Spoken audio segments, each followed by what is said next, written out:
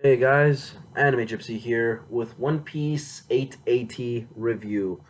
Now, keep this short. This chapter overall was pretty nice. I did not like the beginning very much. That first bit with Sanji, uh, that first bit with Sanji was just Sanji and Pudding and Chiffon was just too much in my perspective. I think they should have shortened it a lot. I'm just saying that that's my personal opinion on that particular matter.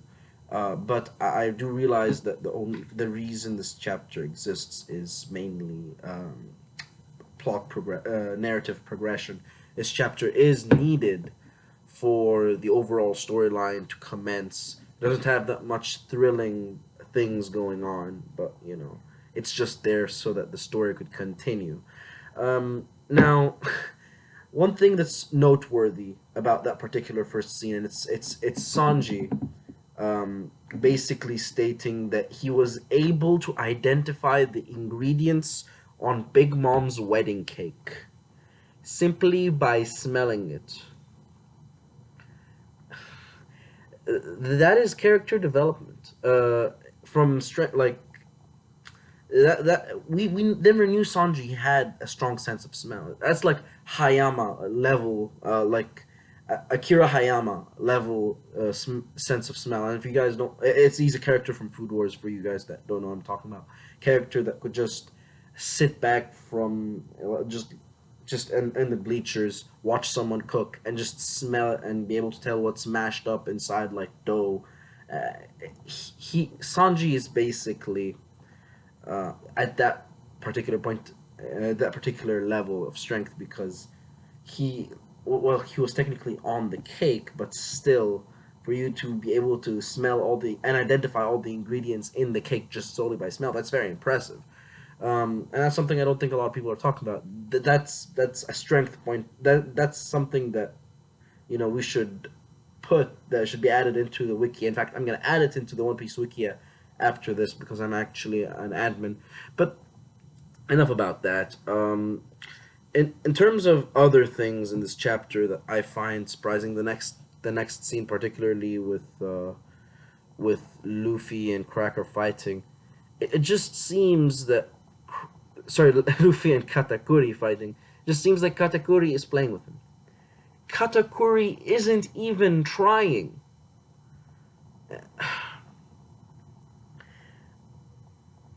Now, I have to take back my words. I said that I think Luffy has a fifth gear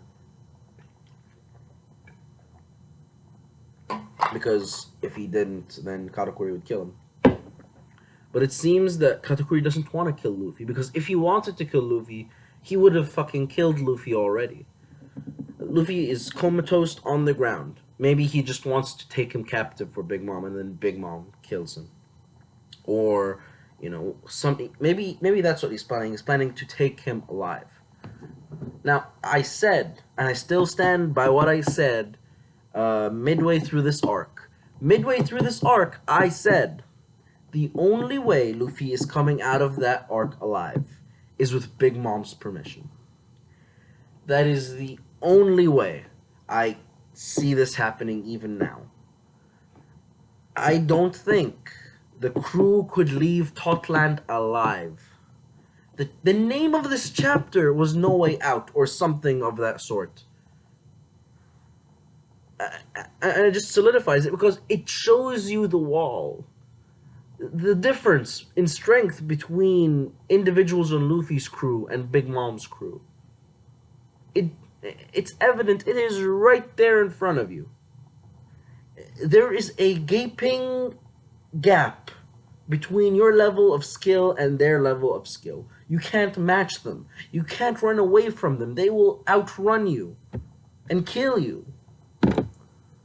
That is and that is why I still stand by what I said back then. That the only way for them to get out of this situation alive is with Big Mom's permission. Now, how that's gonna happen, I think, goes along the lines of Sanji cooking Big Mom a wedding cake, and then Big Mom liking the cake so much she's like, you know what? Screw everything that's happened. You guys get to go free. Or something of the sort. Maybe Pudding will pull some memory stuff, but I don't know. Oda does Oda. And when Oda does Oda, nobody could predict what happens. Nobody was able to predict that this arc was gonna start before it did. Nobody was able to predict that Sanji was gonna have an arranged marriage with Big Mom's daughter. Nobody saw that coming. Nobody saw the plot twist in which Sanji said, "Oh, your third eye is beautiful," and that is how he didn't get shot by Pudding. Nobody saw this coming. And just like that, we could just hypothesize, and that's what I'm doing. I'm hypothesizing, but ultimately, usually what happens is Oda's just ingenious planning is nowhere near what we think, because he knows what we are going to expect.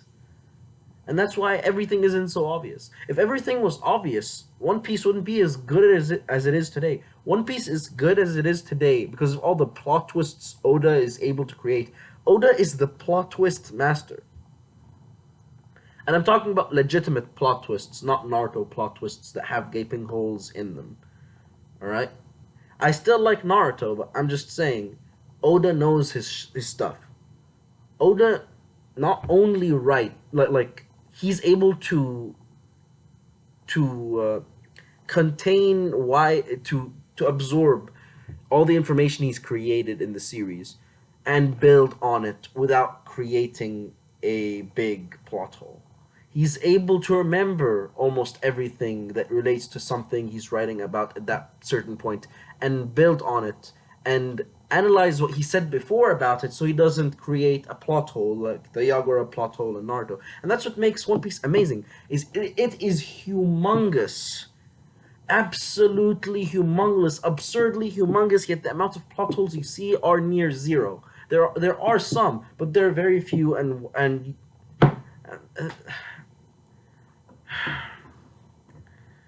that's what we see with this arc is we don't see many plot holes. A lot of the stuff that may be considered plot holes is how Big Mom's power activates only when someone is scared of her. She can't absorb someone's soul unless they are scared of her. But if you guys remember, the minister of Minister Muscat. Remember Moscato? Remember that guy? Remember how Oscar I think his name was Oscar. How Oscar was like, "Hey, dude, don't be scared of Mama, or she will take your soul away." And he was scared of Mama, and she took his soul away. I mean, it's small things like that that show you foreshadowing for stuff like this, and that's something we see with Oda all the time. But just because we see something, we can't automatically think it's foreshadowing. You know. I'm not 100% sure my theories come true, and I don't think anyone should take it for granted that they know what's going to happen in One Piece, because that's what makes it special. Nobody does. Nobody does. Uh, yeah, and for that, I'm just telling you guys, even if you hear what I say on YouTube, don't take it for granted. And even if you hear anything from Sawyer Mage or King of Lightning or Joy Boy theories, don't take it for granted. And they know this. They've been doing this a lot longer than I have. They know that everything they say won't come true. You know? And this is me trying to encourage you guys to make your own channels and get your content out there and what you think, so we have more theories on YouTube. Because I've had a bunch of theories. I had a theory way back about Caesar and Judge knowing one another way back before, like, right after the revelation that Judge and Vegapunk used to work together. I had a theory in my mind that Caesar was in that lawless gang, and that's why he worked with the world government early on and was a friend with Vegapunk before Vegapunk. Don't want to say disowned him, but disowned him. Yeah. So that's my perspective. Oh yeah, sorry. Back to the review. It just moved in a tangent. Okay, so the next big thing is the big wave. Now, yeah, that is if Big Mom being able to basically put her soul in water is outright frightening. Because remember, that's the one weakness the all devil fruit users hold is if they are engulfed by the sea, they are done for. They are bye bye. They are no. There is no coming back from that. No.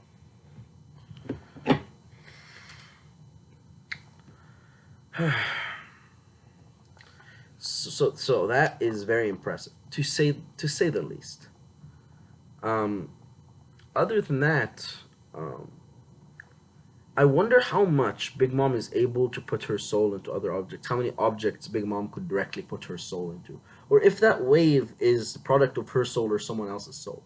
Because we don't know what she does when she sucks someone's soul out. We don't know if like she has a bunch of containers in her body for like, oh, this is where I have Moscato's soul, and this is where I keep Brooks. So she didn't take Brooks. So I'm just giving an example.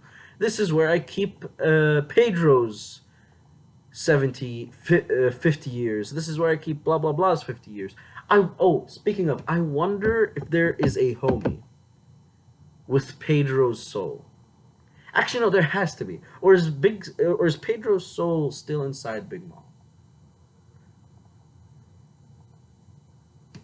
I don't know. I don't know. Well, mm,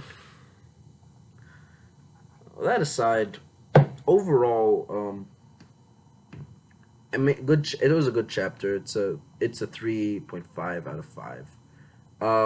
If you guys like my review, just leave a like, and if you didn't, just comment why down below. And if you'd like, just do me a favor and subscribe, and see some of my other stuff. I do other material.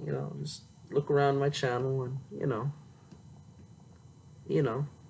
stuff. All right. That aside, this is Anime Gypsy.